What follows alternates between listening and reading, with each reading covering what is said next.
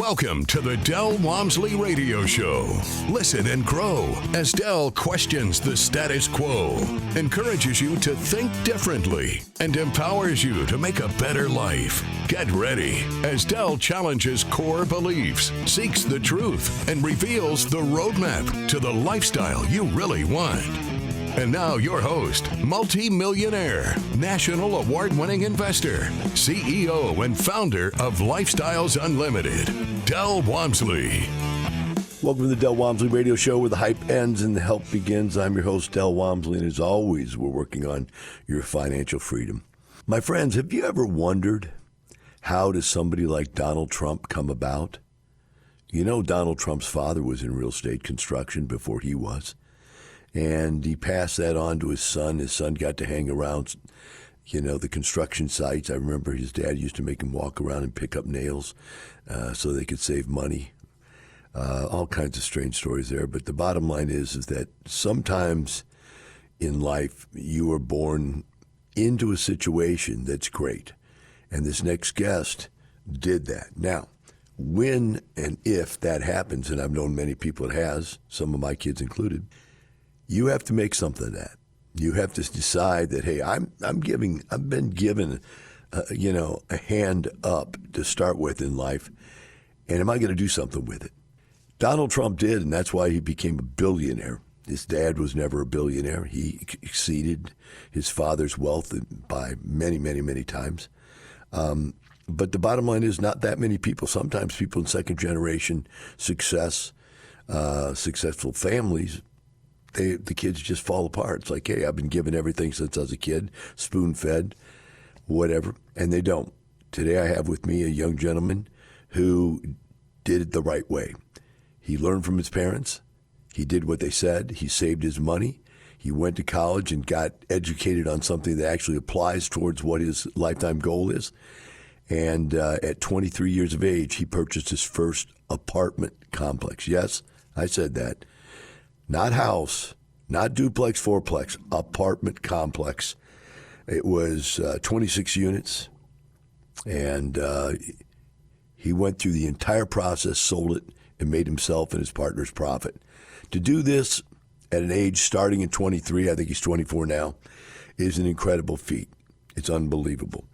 I want you to focus on this. I didn't buy my first rental house till I was in my 30s, early 30s. Maybe 32. This kid's got 10 years on me. If you exponentiate that growth, plus the fact that I had no mentor when I started and all I knew how to do was buy houses, this kid has the potential to put a B in front of his net worth. Something I'll probably never do, but I didn't get this start. So I'm really excited today to bring him on and discuss the matter with him, Mr. Miles Mascarello. Miles, welcome to the show. Hi, thank you so much. Appreciate it and happy to have this opportunity to talk to you. Big shoes to fill, man. Your family was successful. Your mom and dad both are highly successful individuals in and of themselves for what they've done in life. And you got that little hand up of having the right gene pool, man. Let's talk about how you see it. How did they work into you as a young kid? Because, hey, kids are kids, man. They, the apple may not fall far from the tree, but it can roll all over the place. And to be able to keep you close to the tree is not that easy sometimes for parents. I know myself. I don't have any of my kids are real estate, successful yet. And my kids are way older than you, 10 years older than you, 15 years older than you, and they're still out there like bonking around in the world trying to figure out if, what they're going to do with their lives and so on and so forth. They're just lost and living a life of quiet desperation, all of them. They know it. They know the seminar. They know how I live, and they won't do it. So I'm sitting here to you like all the rest of us out here going, what did you get that made you become what you are today? We want to hear the story. So take us back as young as you can remember. What started this and how did they form you into this little investment monster you are today?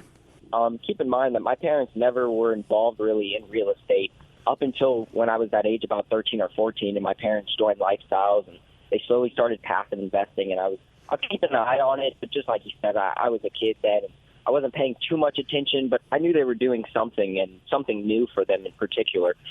So it caught my attention, and sure enough, my mom's a very strong-minded person, and so she was like, oh, we signed up for this. I turned 14. She brought me to a 2-a-day along with my brother, one of the 2-day sessions that you have over the weekend, which is super informational. But I was 14, and it was a lot of information for me. But I was sitting there, and I was going, wow, this is really interesting. I've always been a math and numbers guy, and more particularly a money person. And so I was just seeing these numbers and seeing the deals and seeing the underwriting of things, and I was really taking a liking to it. And so I was eager to passive invest in general, and sure enough, turned about 15 or 16. My parents fortunately bought an IRO property, about 120-plus units, and I was really interested. So I asked my mother, hey, I know there's a management team in place, but is there any chance I could shadow the manager and shadow the leasing agent, maybe even do some maintenance work if possible, just because I wanted to get a better feel and maybe even get a summertime job while I was in high school at the time. I ended up working there that entire summer, and that was when a major light bulb went off in my head where I was like, oh, wow, I'd never known what I thought an apartment complex, who they were owned by or what they fully had worked with. But when I got to see T12s and see P&Ls and talk to managers, see the leasing agent work and see how much time the maintenance guy was doing for unit terms, and I was doing some clean outs myself at the time. So I was seeing the good, the bad, the ugly for sure. And it was just so interesting, and it was so cool to be a part of a business. And that's where the light bulb went off. I was like, wow, my mother bought a business. This isn't just someplace people live. It's a transactional business, and there's people work, and a lot of conversations are going on. I really enjoyed that. And so pretty much from then, when I was 16, I knew I wanted to get into passive investing and get into real estate in general, and more particular, multifamily. How did your mother help you without spoiling you or breaking you? In other words, by helping out with your finances through your earlier years to build up to where you were ready to do this? Right. So I was actually very fortunate so I was in high school at the time, just to break it down. I was in high school. I believe I was about 16, maybe 17, and I was in this class. It was basically a Dave Ramsey course called Money Matters in my high school, and I was sitting there learning about IRA accounts and everything. And I had recently gained knowledge that I had an IRA account from when I was super young, and my mother would put me in some different like baby modeling gigs, and I'm on some random covers of some music albums and stuff. So I had an IRA account, and I was learning about it in high school, and I knew I wasn't going to touch that money till I was 60 something plus, and it felt like nothing to me. I was like, wow, well, 50 years from now, I might touch this money. So I knew I needed to get capital to passive invest. I'd been watching my parents. And by no means was my mother like, you have to passive invest. This is the way. I had seen them do it. I was fortunate where they were talking about money with me all the time, and I was seeing what they were doing and seeing the actual numbers behind it. And I was like, man, there's something to this. I want to get involved in passive investing. What's the best way? I'm in this high school class learning about my IRA account.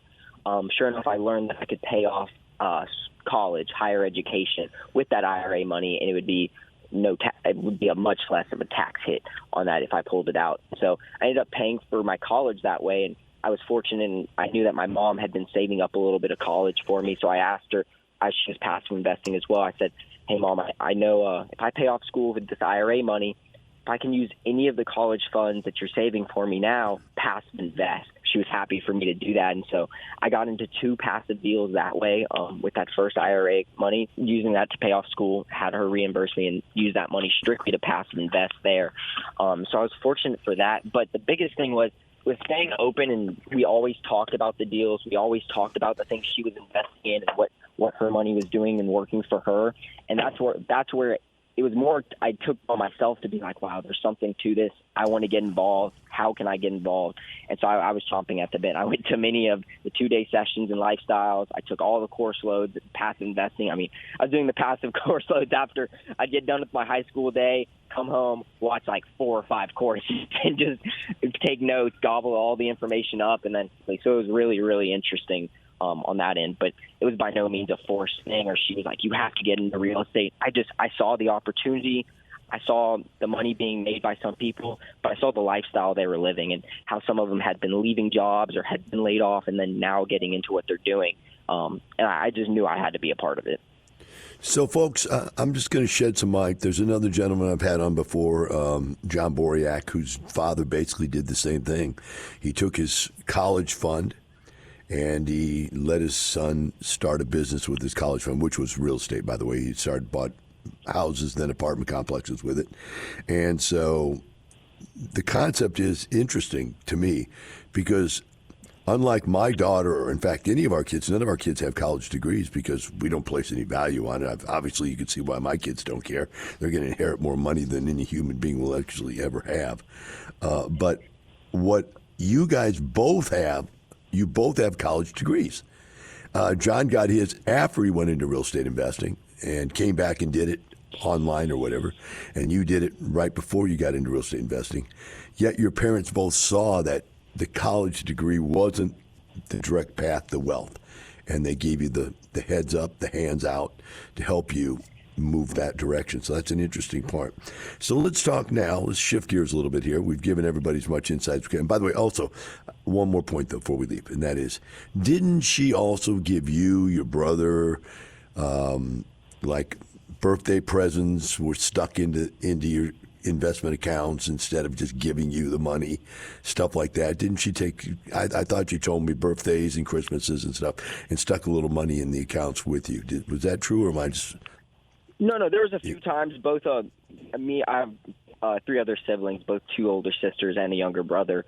So yes, sometimes for birthdays or like a Christmas present, instead of any kind of gift, it was basically investor money, just a few thousand that you'd keep in that savings account, and then just as your passive investments continue to grow, you'd put that into the savings as well as try to get into more passive deals. And so that's what I've been doing since I was 18. I was using any kind of capital that I had, putting it into passive deals more or less, waiting for those refinances or distributions, and then rolling that capital back into passive deals. I didn't want to eat my seed corn, so I kept planting it, basically keep snowballing those things.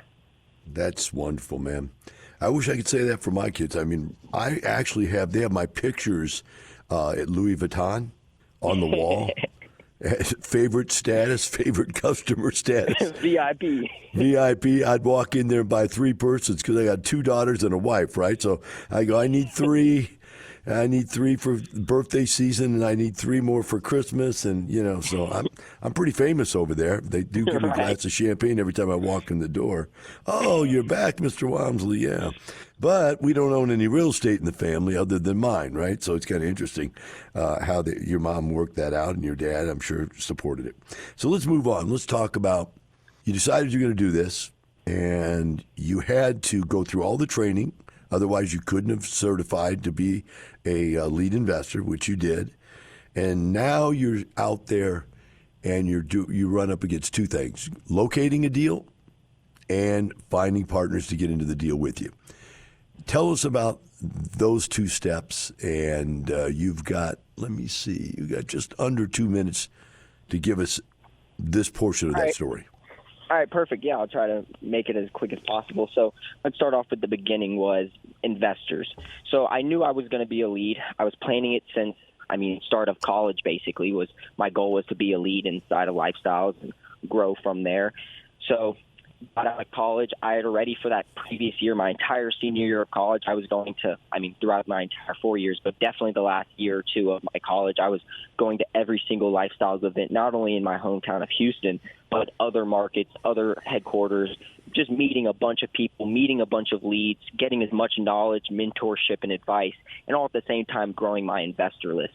So by the time I came out and graduated from University of Houston for finance real estate, I was very prepared and knew exactly what I was looking for property-wise. So I set out my criteria to brokers, which was $1 million to $2 million purchase price, garden style, Class C multifamily property. And so from there, brokers were sending me deals. I had friends and families also give me, through the grapevine, off-market deals letting me know. And fortunately enough, about a month and a half out of college. Miles, we're going to have to take a break. Pick this back up after we get back from break. We'll be right back with the Del Walmsley Radio Show.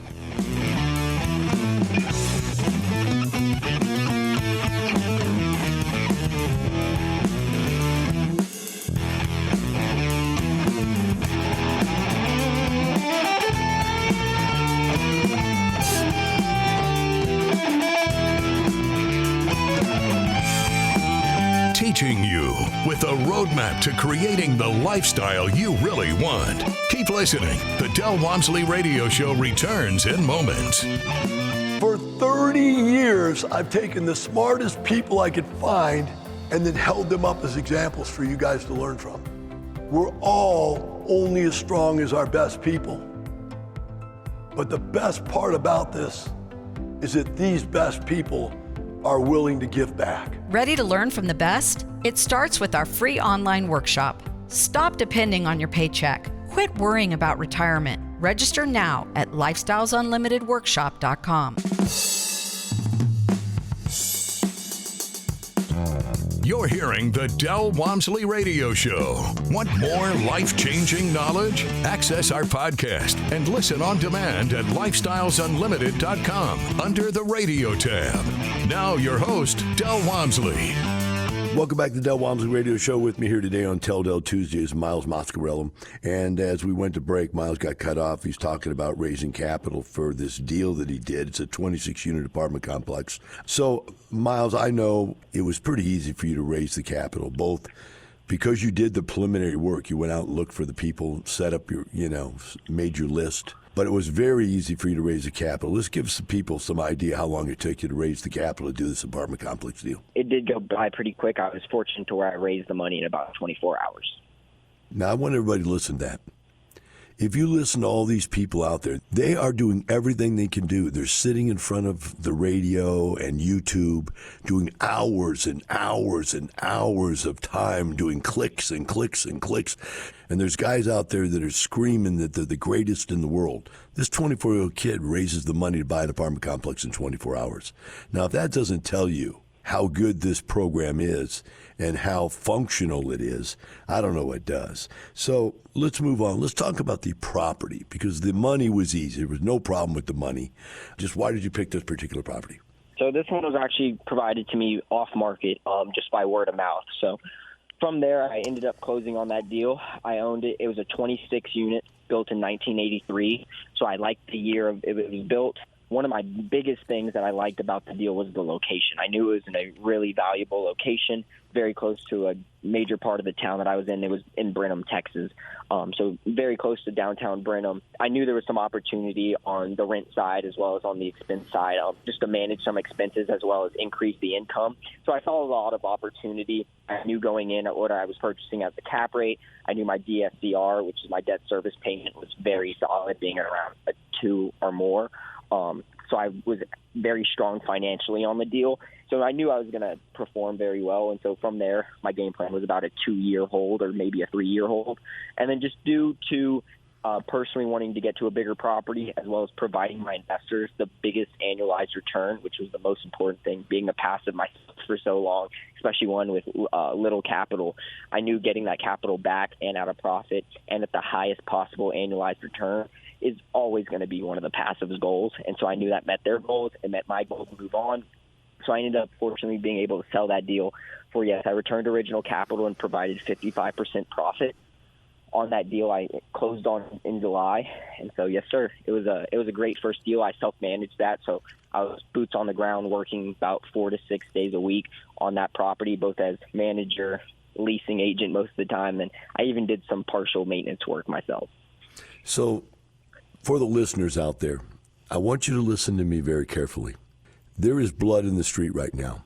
I was just listening to a video just a minute ago of somebody who had lost a property to foreclosure. And blood in the street has come because people bought these properties at very high prices at the peak of the market and put adjustable rate mortgages on there. And then these adjustable rate mortgages started ticking up, boom, boom, boom, boom, boom, in interest rate.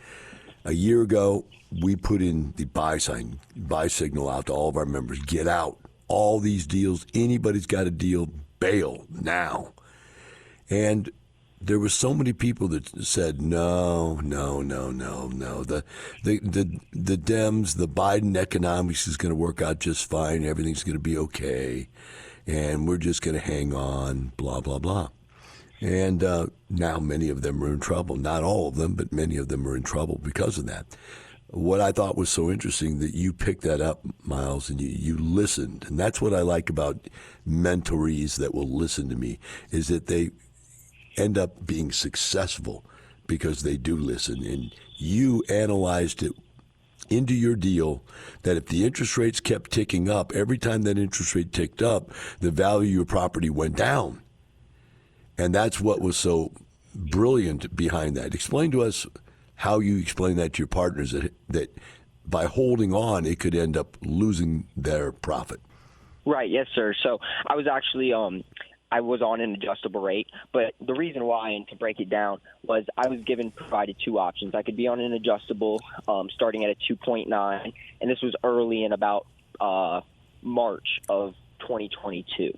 And so the market was still pretty solid on interest rate wise, and so I got into this adjustable, but I knew where it was potentially going. I'd been talking to a lot of lending brokers and done some analysis myself as well, talking and listening to a bunch, as well as you, my mentors.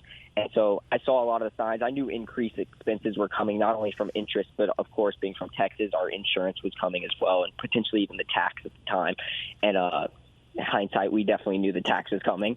So I prepared for all those things, not only with my business plan and the rent growth to supplement and make sure that income provided more than enough for both my investors and those expenses, but I knew exactly where I needed to be time frame wise with my adjustable rate. I had a pretty good sense of where we were going to go just through research and talking to a lot of these people. And so I knew potentially we were going to go from about 2.9 to maybe around 7.15 is what my prediction was, is actually what I have written down in my notebook. Sure enough, we're a little bit higher than that, but not by much. And so all that did was it shortened down my timeline a little bit. I knew going in, we're at this adjustable rate. What I talked to everybody about what an interest rate cap would cost me. And at the time, if I had gone to a fixed with an interest rate cap, it would have been a particular price point. And at that price point, I could have wrote out on my notebook, I have literally it laid out on the Excel spreadsheet. It took about 18 to 22 months for, as that interest rate grew, the difference of cost between that and if I had gone to a fixed with an interest rate cap, what that would have potentially been, or just have an interest rate cap in general and what that would have looked like. And financially, it just didn't make sense. It was like the break-even cost was, I believe, right around like a 19-month mark. And at that time, I knew, well, if we go this long into the deal, I'll know very clearly long before that if I'm going to have a longer hold time than needed or if it's going to be a shorter hold time than needed, depending on my cash flow and what I can provide to investors. So sure enough, I was very strategic in planning on, for my expenses, how much income was needed, and then going above and beyond that to provide and be safe with all that. So I held on to cash on cash distributions. I provided a very solid amount of about 8.7%, but I could have distributed around 12 to 14%, and I was holding that extra capital going into 2023 in preparation for something like this. So when our taxes doubled from $10,000 to $20,000, and our interest rate was climbing every other month or every month, basically, these were all things I know for another person it might have looked scary, but for us, we were very fine. We were very solid on our cash flow. We knew we had a lot of money saved up from the previous year as well. So financially, we were very strong. As you look back at this, is there anything you would have done differently? If I would have done anything differently, I mean, the only thing is I wish the property was bigger so it was more units. That was really it. I enjoyed it a lot. It was such a learning experience, but I also felt very prepared just from all the knowledge and the mentorship that I've had over the years. And so I've really just been from that deal, looked back on it, was just took the good lessons, learned from the mistakes, and then trying to carry that forward as well as get all the other experience I can from my mentors. People have been years in the industry. Honestly, some of them longer than I've been alive have been in the industry, and to get that advice and that mentorship from people like you and other lifestyles mentors as well has been super, super valuable. I mean, to shoot a phone call to and ask about some super particular question on this one resident issue or this one little thing has been super valuable to me. So, I mean, nothing that I would really change about that first deal. I mean, you really don't have economics of scale to be able to run a property in normal format, full-time manager, full-time maintenance guy, until you get up to around 60 units plus. Right. And you've operated this one not in that format. Did you have a management company on this? I don't remember. I didn't. So I self-managed. So I created my own management company, and then I self-managed that property. Do you think it helped you to do that, to have one under your belt that you went out there and messed with? 100%. I mean, I'm not going to say that everybody needs to do that, but the lessons I learned from the little minuscule things that you couldn't teach in a book to what it's like for people management, the understanding of resident manager communications, as well as just the daily life of what an operator should be doing was super valuable, especially when I'm looking at these next potential deals and bigger scale properties on 100 units. When I do have or hire on some management, more personnel, I want to know exactly what they're going to be doing, what it looks like, know how it feels to be doing the job they're doing. And that goes all the way to my maintenance guys. That's why I did some part-time maintenance work. I want to know how long it takes for them or how long it should take for a dishwasher. If it took me 4 hours to work on a dishwasher, well, an experienced maintenance guy, it should take much less, in my opinion. I want to make a point before you go on here, that your parents didn't do it that way. They didn't buy their first apartment to go out there and work in the business. They let you do it, just as, life's experience education, Right. basically. Right. So I want people to understand that not everybody has to have life experience education, like what he's talking about, hands-on, because they know enough about business maybe already, or they've owned their own business of some kind. But yeah, people that have never owned a business, never run a business, never hired staff, never done anything, it might be good for them to try something a little smaller to get used to it. So I wanted to make that point. What size are you going for now? Because we've only got a few minutes here left. Right. What are you looking at now for the future? Right now I've been looking at hopefully 100, 150 unit property, definitely something I could scale up on for wise. I'd love to have an on-site manager and on-site maintenance team. So that's been my goal. Obviously, most likely Class C, maybe lower Class B, multifamily property, garden style. And then I grew up in Houston, so my market is greater Houston, obviously. But recently I've been reaching out into some other markets outside of Texas in general that I've been really enjoying. I'm actually currently at one right now that I've been really enjoying, and just looking at different properties and getting as much knowledge and experience as possible. Well, one thing that's is functional for you that isn't for anybody else, and that is you're young. You've got no ties. You're not married. You don't own a home. You've got nothing tying you anywhere. If you could go find a deal you could make $1 million on, and it's somewhere else, there's nothing tying you down, right? Right. I'm 100% willing to go travel, live somewhere, take anything down. So that's where I'm fortunate, and that's where I'm staying like that currently. I rent my own apartment complex so I can stay flexible. So, yeah, I'm more than happy to go anywhere and do anything that's needed. Yes, sir. So let me ask this question, then we're going to have to and probably be up against the back of the show. Starting as young as you're starting, knowing the trajectory that you've seen at Lifestyle, especially somebody like John Boriak, which started at your age, type deal. Where do you see yourself at 40s, at 50s, at 60s? Do you have any conception of how your life could turn out getting started as early as you have? I mean, I definitely have an idea, looking at some of the people that are older than me and the path they've taken. So I have an idea, but honestly, I'm just taking it 1 year at a time, trying to grow and learn as much as possible every year and every day in general. I swear I learned something every day new in the world of real estate and in multifamily. So it's been a great experience, and I just want to continue growing and learning. So for the 40s and 50-year-old me, I honestly can't tell you, but I can know for sure that I'll probably still be doing this till I'm 40 or 50 because I love it. It's a lot of fun. A lot of value to it, as well as making communities better and influencing entire neighborhoods, entire cities, is just so amazing to see. So like on that first deal, I definitely affected that entire market to something that was never there before, and I'll always carry that with me. So it's definitely special. Well, you're a special young lad, and I'm always glad to know you and can't wait to see what you come up with over the years here. For the rest of you out there, you got to understand this. This gentleman did it, and everybody else talks about it. All the time, I get people telling me how great they could be. He went out and did it, and that's what it takes, especially if you're young. So youngsters out there, remember this. It's not the money, it's the lifestyle. Miles, thanks for being on. The rest of you, have a great day. The information and opinions you hear on the Del Walmsley Radio Show are those of the host, Del Walmsley, his guests, and his callers. The Del Walmsley Show is for entertainment purposes only. Please consult a professional regarding your personal investment needs. Nothing presented on the Del Walmsley Show constitutes an endorsement, recommendation, offer, or solicitation to buy or sell any product or security.